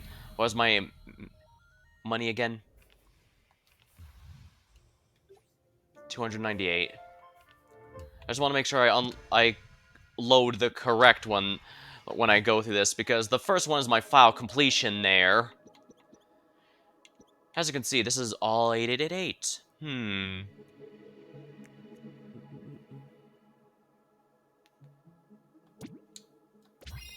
Now, this is a bit different, because this shows up randomly for some reason. And as you can see, they changed to be a silver fox.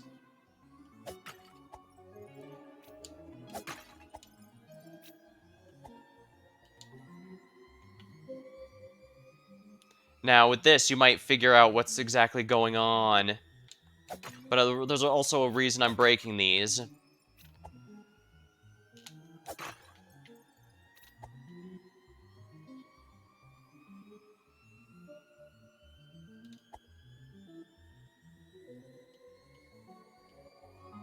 Now, you might notice, wait a minute.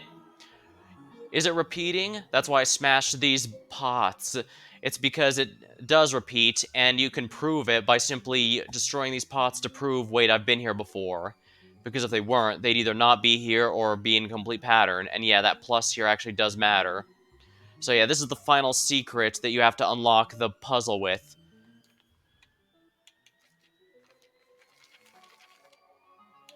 And this obviously only has a fraction of the pages available.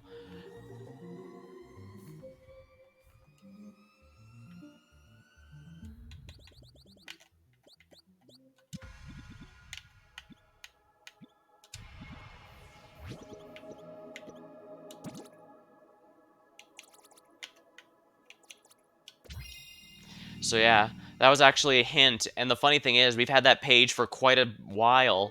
It could very well have been one of the earlier first ones you've got in this game, so but it's unlikely you'd have seen it, since on the surface, it doesn't seem all that relevant.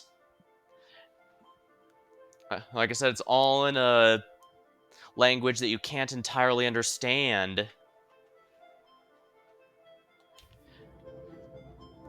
I believe it shows up after a certain point in the story, I don't remember where. But yeah. Clever, clever. Now in 10, 11, 12, 13, 14, 15, 16,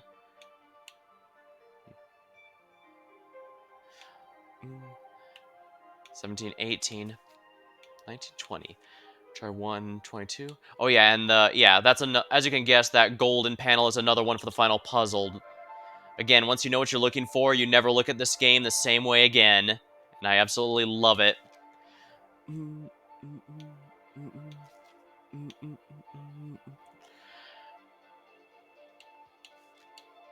Right, I need to make sure. 21, 22, 23, 24, 25, 26. The temple.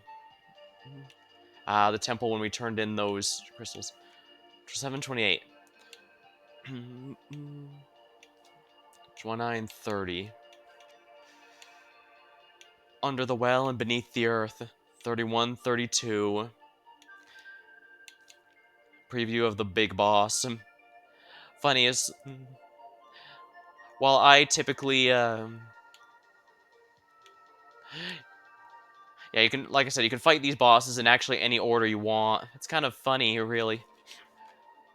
Granted, some are more difficult than others. Like, there's a reason I saved the, Ziggurat for last, because the quarry is a genuinely difficult area, and I figure I should get back into the swing of things before I go back there. The Ruin Atoll. As you see that little part with the sun. Again, when you first look here, that's nothing, but when you are looking for it in the context of, let's see, where's the secret for the final puzzle, it becomes obvious. Yeah, the entire point of the Ruined Atoll is simply to open the way to the library, hence why we can't even go there anytime at night. There's nothing left for us. The Frog's Domain I actually went back to a few times in case I missed something, but no, it's pretty much cleaned out the first time you go there. Boss the Scavengers. I believe it's eventually confirmed, yeah, there's a Scavenger Queen. And like I said, she actually feels more like a proper mirror fight than the Air, because the Air has their own unique fighting style when facing you, but she, by and large, uses a lot of the same tools you have, so it's pretty neat.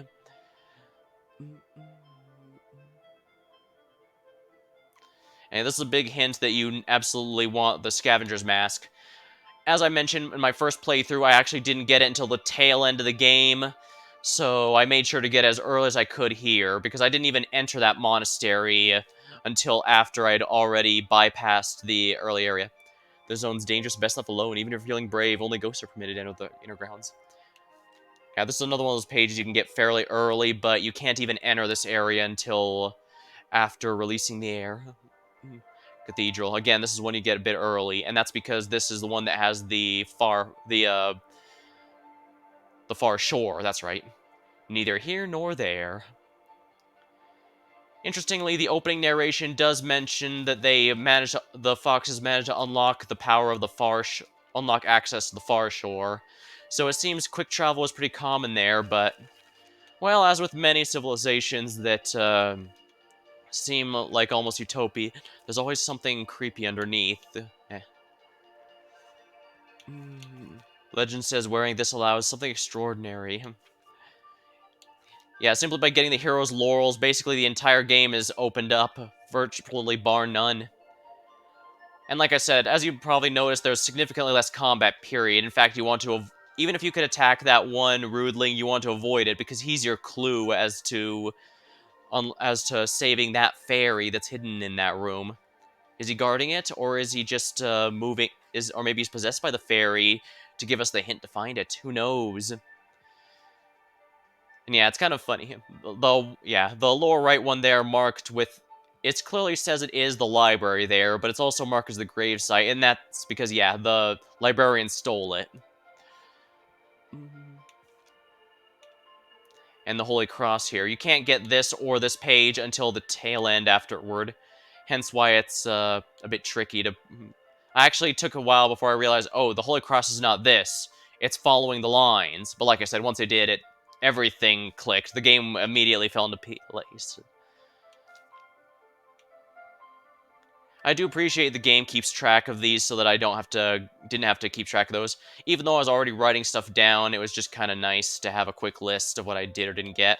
And like I said, I'm pretty sure most of the stuff that's not in the readable language is the overworld stuff, just a bit hard to check out.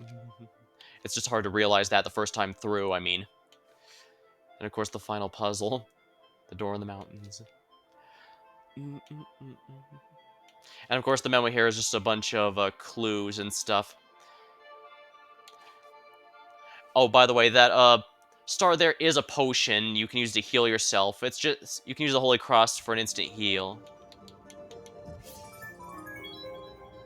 Yeah, it costs you half your mana, but it restores everything. It gives you a health restore once per life, I guess would be the best way to put it. Once per rest, I guess.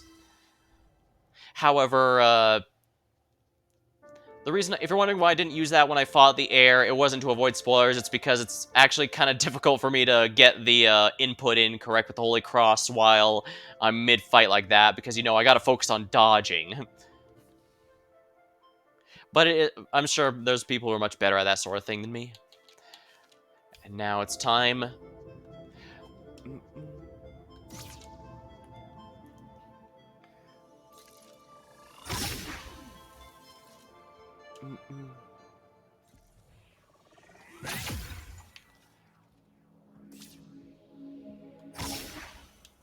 Here we go. Time to unlock the true ending. As you'll notice, they no longer have their sword.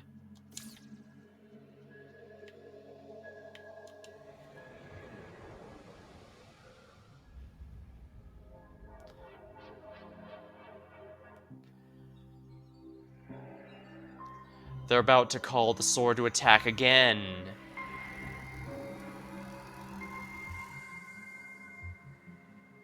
But this time, they do not bring it down.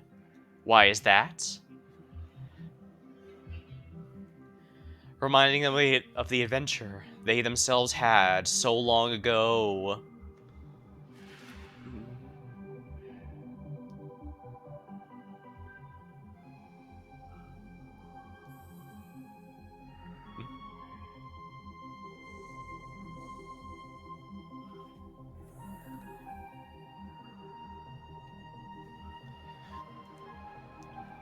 Sharing our wisdom has reminded them who they truly were. My personal interpretation is that they likely didn't intend to become the aggressive heir when they were first sealed, but the amount of time, after however long they were sealed within there, or they simply lost who they were before. And now they're back. Restored to their true form, a ruin seeker just like us.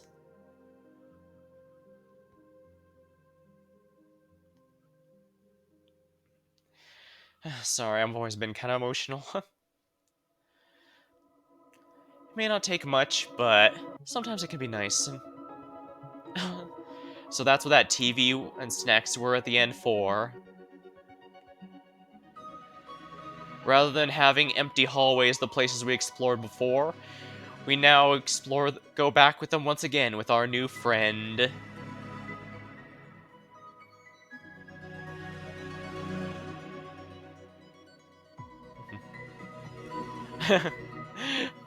It's our house, might as well have our own house party, right? A snow angel.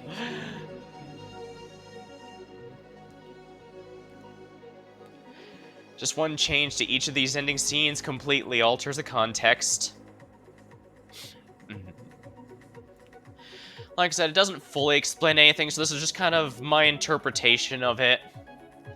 By all means, I imagine others would have their own, but yeah, that's kind of my general thoughts on it.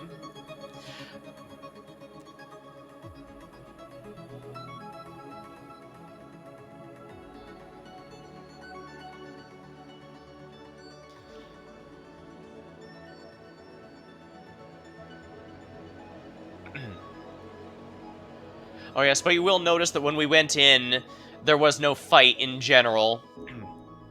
To my understanding, they actually did patch it a while after.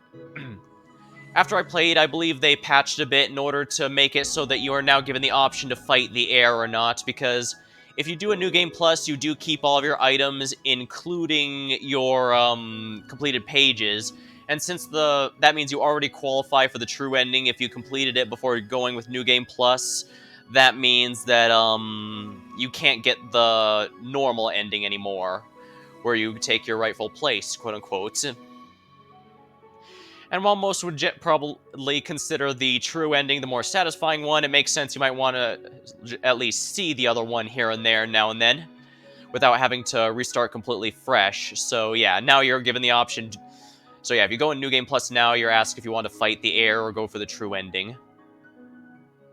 I thought that was pretty nice.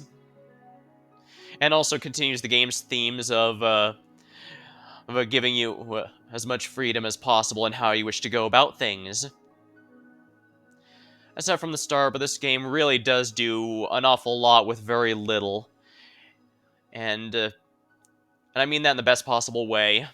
Not an inch of it is wasted, and there's just so much about it that's very memorable. A lot of people named it their game of the year last year when it first released, and I can kind of see why. Yeah. Despite seeming like, despite it taking a lot of influences from other things, it still makes sure to give itself its own identity, and that really helps it stand out, even amongst the crowd of indie titles vying for attention. So, and it's that and the nostalgia and personal history with both the Zelda series and, well, playing games on the original Japanese language, because translation patches didn't exist at the time that I wanted to play this one.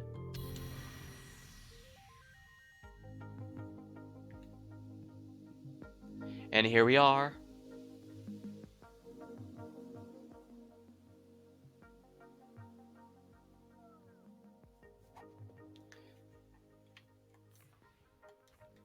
Yeah, as you can see, we keep all those. The only thing we lose are the hero laurels.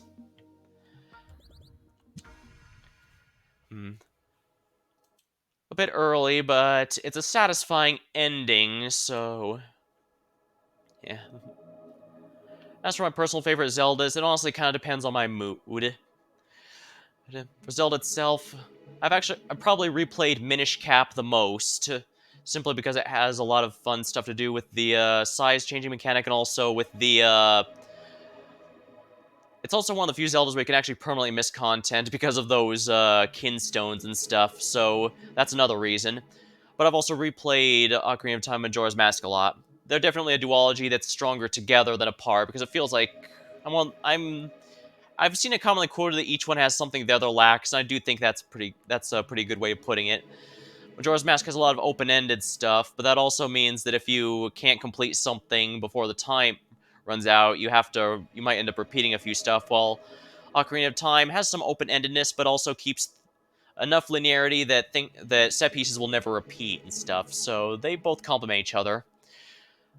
As far as the originals go, I've actually never played Link to the Past, but I've played the original, and I've played Twilight Princess, which I do agree with the general consensus. It's really great for atmosphere. Some of the dungeons just felt so organic, I didn't even realize I was in a dungeon at the time, and I mean it was a pleasant surprise when I discovered it. And Skyward Sword I've not played. But I guess I can go ahead and call it here for now. A bit early, but... well, I started a bit late anyways, and besides, this is a pretty special one, so perhaps it should remain special in a number of ways. I think I might even have just repeated all the Zelda stuff I said in earlier parts, but well. I guess that'll be good for the moment. Alright. Until next time, thank you for watching, I hope you had a good time, and I'll see you later.